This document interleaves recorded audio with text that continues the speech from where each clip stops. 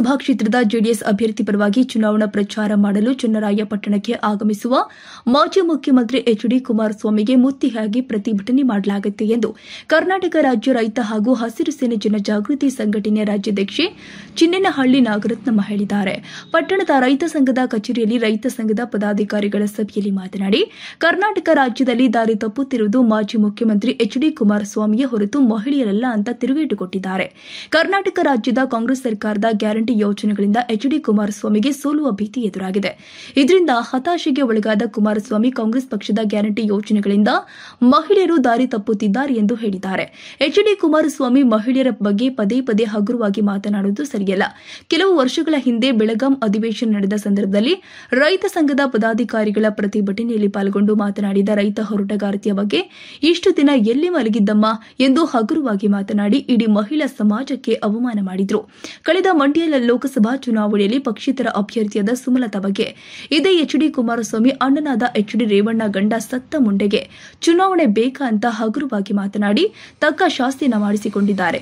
ಇದು ಮಾಸ ಮುನ್ನವೇ ಮೊನ್ನೆ ನಡೆದ ತುಮಕೂರು ಲೋಕಸಭಾ ಕ್ಷೇತ್ರದ ಬಿಜೆಪಿ ಅಭ್ಯರ್ಥಿಯ ಚುನಾವಣಾ ಪ್ರಚಾರದಲ್ಲಿ ಕಾಂಗ್ರೆಸ್ನ ಗ್ಯಾರಂಟಿ ಯೋಜನೆಗಳಿಂದ ಮಹಿಳೆಯರು ದಾರಿ ತಪ್ಪುತ್ತಿದ್ದಾರೆ ಎಂಬ ಹೇಳಿಕೆ ನೀಡಿ ಕರ್ನಾಟಕ ರಾಜ್ಯದ ಮಹಿಳಾ ಕುಲಕ್ಕೆ ಅವಮಾನ ಮಾಡಿದ್ದಾರೆ. ಇವರು ಈ ಕೂಡಲೇ ಮಹಿಳೆಯರನ್ನ ಬಹಿರಂಗ ಸಭೆಯಲ್ಲಿ ಕ್ಷಮೆ ಯಾಚಿಸಬೇಕು. ಇಲ್ಲದಿದ್ದರೆ ಕರ್ನಾಟಕ ರಾಜ್ಯ ರೈತ ಸಂಘದ ಮಹಿಳಾ ವಿಭಾಗದಿಂದ ರಾಜ್ಯದಾದ್ಯಂತ ಕುಮಾರಸ್ವಾಮಿ ವಿರುದ್ಧ ಉಗ್ರವಾದ ಹೋರಾಟ ಮಹಿಳಾ ಪರ ಸಂಘಟನೆಗಳು ನಡೆಸಲಿದೆ ಅಂತ ಎಚ್ಚರಿಸಿದರು. ನಾವು ಅವ್ರನ್ನ ಗೆಲುವು ಮಾಡ್ತೀವಿ. ನಾವು ಹೆಣ್ಮಕ್ಳು 10 ಜನ ಆಗಲಿ 5 ಜನ ಕೊನೆಗೆ ನಾನು ಒಬ್ಬಳೇ ಆಗಲಿ ಹೋಗಿ ಕೇಳೋಂಥ ಧೈರ್ಯ ನನಗಿದೆ. ನಮ್ಮ ಸಂಘಟನೆ ಪರವಾಗಿ ಹೋಗಿ ನಾನು ಕೇಳ್ತೀನಿ ಯಾಕೆ ಮಾತಾಡಿದ್ರಿ ಅಂತ. ಈ ಒಂದು ನಿಲುವು ನನಗಿದೆ, ಮಾಡೇ ಮಾಡ್ತೀನಿ ಆ ಕೆಲಸ. ಅವ್ರು ಬರೋ ಟೈಮ್ ಪಕ್ಕ ನನಗೆ ಗೊತ್ತಾದರೆ ನಾನು ಹೋಗ್ತೀನಿ, ಮಾಡೇ ಮಾಡ್ತೀನಿ ಅಂತ ಈ ಸಂದರ್ಭದಲ್ಲಿ ಹೇಳ್ತಾ ಇದ್ದೀನಿ. ನಾವು ಇಂಡಿಯನ್ ಪಕ್ಷ ಕಾಂಗ್ರೆಸ್ ಏನಿದೆಯೋ ಅದು ರಾಷ್ಟ್ರೀಯ ಕಾಂಗ್ರೆಸ್ ಪಕ್ಷ ಈಗ ನಮ್ಮ ಜಿಲ್ಲೆಯಲ್ಲಿ ಶ್ರೇಯಸ್ ಪಟೇಲ್ ಇದ್ದಾರೆ. ಅದರಿಂದ ಅವ್ರಿಗೆ ಸಪೋರ್ಟ್ ಮಾಡ್ತೀವಿ ಅಂತ ನಾವೆಲ್ಲರೂ ಒಮ್ಮತ್ತಿನ ನಿರ್ಧಾರ ಮಾಡಿದ್ದೀವಿ ಸರ್.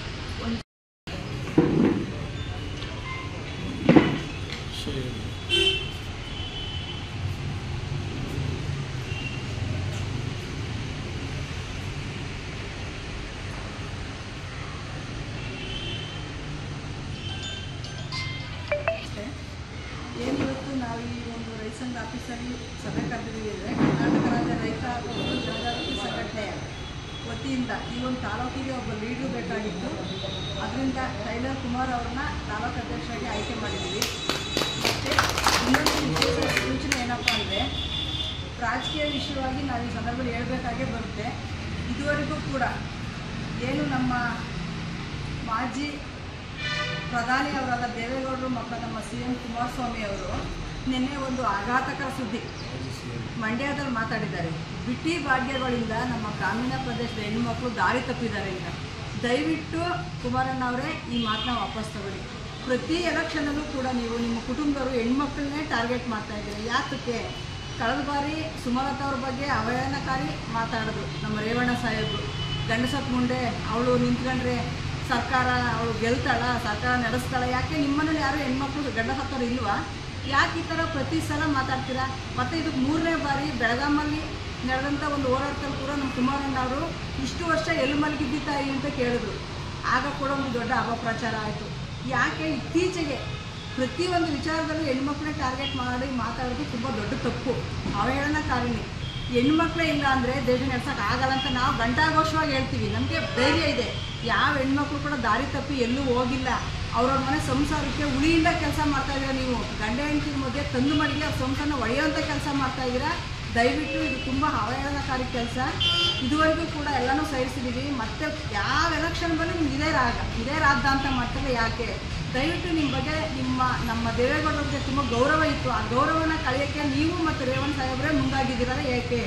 ಅದರಿಂದ ನಮಗೆ ತುಂಬ ನೋವಾಗಿದೆ. ಇದ್ರ ಬಗ್ಗೆ ನೀವು ಇಡೀ ರಾಜ್ಯದ ಹೆಣ್ಮಕ್ಳನ್ನ ಕ್ಷಮೆ ಕೇಳಿಲ್ಲ ಅಂದರೆ ನಾವೆಲ್ಲ ಹೆಣ್ಮಕ್ಳು ಒಗ್ಗಟ್ಟಾಗಿ ಹೋರಾಟ ಮಾಡೋಕ್ಕೆ ರೆಡಿ ಇದ್ದೀವಿ. ಅದರಿಂದ ಈಗ ನಾವು ಕೂಡ ಒಂದು ರೈತ ಸಂಘದ ನಿಲುವು ತಗೊಂಡಿದ್ದೀವಿ. ಯಾಕೆ ಅಂದರೆ ಏನು ಈ ಕೋಮು ಗಲಭೆ, ಜಾತಿ ಹೋರಾಟ ಇವ್ರನ್ನ ಎತ್ತಾರೆ ಈ BJP ಇದುವರೆಗೂ ಕೂಡ ಒಂದು ಕೆಟ್ಟ ನಡತೆಯಿಂದಾಗಿ BJP ಸಂಪೂರ್ಣ ನಿರ್ಮೂಲನ ಆಗಬೇಕು. ಏನು BJP ಜೊತೆ JDS ಮೈತ್ರಿ ಮಾಡ್ಕೊಂಡಿದೆ ಅದು ಸೋಲ್ಬೇಕು ಅನ್ನೋ ನಮ್ಮ ಉದ್ದೇಶದಿಂದ ನಾವೆಲ್ಲರೂ ಕೂಡ ಇಂಡಿಯನ್ ಪಕ್ಷದ ಪರವಾಗಿ ನಾವು ವೋಟ್ ಹಾಕಬೇಕು ಅನ್ನೋ ಒಂದು ತೀರ್ಮಾನ ತಗೊಂಡು ರೈತ ಸಂಘ ನಾವಿವತ್ತು ಸಭೆ ಕರೆದಿದ್ದೀವಿ. ಮತ್ತು ಮುಂದಿನ ದಿನಗಳಲ್ಲಿ ಯಾವುದೇ ರೀತಿ ನಮ್ಮ ಕುಮಾರಣ್ಣ ಆಗಿರ್ಬೋದು, ರೇವಣ್ಣ ಸರ್ ಆಗಿರ್ಬೋದು, ಹೆಣ್ಮಕ್ಳ ಬಗ್ಗೆ ಮಾತಾಡಬೇಡಿ. ನಿಮ್ಮ ಮನೇಲೂ ನಿಮ್ಮ ತಾಯಿ ಕೂಡ ಹೆಣ್ಣು, ನಿಮ್ಮ ಜೊತೆಗೆ ಅಕ್ಕ ತಂಗಿರಿದ್ದಾರೆ, ನಿಮ್ಮ ಹೆಂಡ್ತಿರು ಹೆಣ್ಮಕ್ಳೇ. ನಿಮ್ಮ ಹೆಂಡ್ತಿಗೆ ಯಾರಾದರೂ ಈ ಥರ ಹೇಳಿದ್ರು ಕೇಳ್ಕೊತೀರಾ? ಯಾಕೆ ಮಾತಾಡಿದ್ರಿ? ಏನು ಬಿಟ್ಟಿ ಬಗ್ಗೆ ನೀವು ಕೊಡೋಕ್ಕಾಗಿರೋದ್ರೆ ಕೊಟ್ಟರು, ಕೊಟ್ಟವ್ರೆ ಅನುಭವಿಸ್ತಾ ಇದ್ದಾರೆ. ಒಂದು ಮಾತ್ರೆಗಾಗಿರ್ಬೋದು, ಅವರ ಕಷ್ಟಕ್ಕಾಗಿರ್ಬೋದು, ಅವ್ರ ಮಕ್ಕಳು ವಿದ್ಯಾಭ್ಯಾಸಕ್ಕಾಗಿರ್ಬೋದು, ಒಂದು ಬಸ್ಸು ಫ್ರೀ ಇರೋದ್ರಿಂದ ಮನೆಯಿಂದ ಹೊರಗಡೆ ಬಂದು ಕೆಲವು ದೇವಸ್ಥಾನಗಳಲ್ಲಿ ಒಂದು ಊರುಗಳು ಹೋದ ಅಂಥ ಪರಿಸ್ಥಿತಿಯಿಂದ ಹೆಣ್ಮಕ್ಳು ಸಂತೋಷವಾಗವ್ರೆ. ಇದನ್ನು ನೀವು ವಹಿಸುವ ಪಡೋವಂಥದ್ದು ಏನೂ ಇಲ್ಲ, ಈ ಥರ ಮಾತಾಡೋದು ಏನೂ ಇಲ್ಲ. ಯಾರು ಎಷ್ಟೇ ಬಿಟ್ಟಿ ಭಾಗ್ಯ ಕೊಟ್ಟರೂ ಕೂಡ ಯಾರೂ ದಾರಿ ತಪ್ಪಲ್ಲ. ಹಿಂದೆ ಒಂದು ದಾರಿ ತಪ್ಪಿದ ಮಗ ಅಂತ ಒಂದು ಚಲನಚಿತ್ರ ಬಂತು. ಆ ದಾರಿ ತಪ್ಪಿದ ಮಗ ನೀವೇ, ದೇವೇಗೌಡರ ಮಗ ಅನ್ನೋದು ಈಗ ಸಂಪೂರ್ಣ ನಮಗೆ ಗೊತ್ತಾಗಿದೆ. ಅದರಿಂದ ಮುಂದಿನ ದಿನಗಳಲ್ಲಿ ಯಾರೇ ಆಗಲಿ ಹೆಣ್ಮಕ್ಳ ಬಗ್ಗೆ ಮಾತಾಡಿದ್ರೆ ಹೆಣ್ಮಕ್ಳು ನಾವು ಯುದ್ಧಕ್ಕೂ ಸಹಿ, ಗೆಲ್ಸೋಕ್ಕೂ ಸಹಿ, ಸೋಲ್ಸೋಕ್ಕೂ ಸಹಿ. ಹೆಣ್ಣು ಒಳಗ್ರೆ ನಾರಿ, ಮುನಿದ್ರೆ ಮಾರಿ ಅನ್ನೋದು ಗೊತ್ತೇ ಇದೆ. ಆದರೆ ಯಾವತ್ತೂ ಹೆಣ್ಮಕ್ಳನ್ನ ಬೆಟ್ಟು ಮಾಡಿ ತೋರಿಸೋ ಅಧಿಕಾರ ನಿಮ್ಗೆ ಯಾರೂ ಕೊಟ್ಟಿಲ್ಲ, ಕೊಡೋದೂ ಇಲ್ಲ. ಈ ಮಾತನ್ನ ವಾಪಸ್ ತಗೋಬೇಕು, ಕ್ಷಮೆ ಕೇಳಬೇಕು ಅಂತ ಸಂದರ್ಭ ಕೇಳ್ತಾ ಇದ್ದೀನಿ. ನಾಗರತ್ನ, ರಾಜ್ಯಾಧ್ಯಕ್ಷ, ಚಿನ್ನೇನಹಳ್ಳಿ. ನಾವು ಕುಮಾರಸ್ವಾಮಿ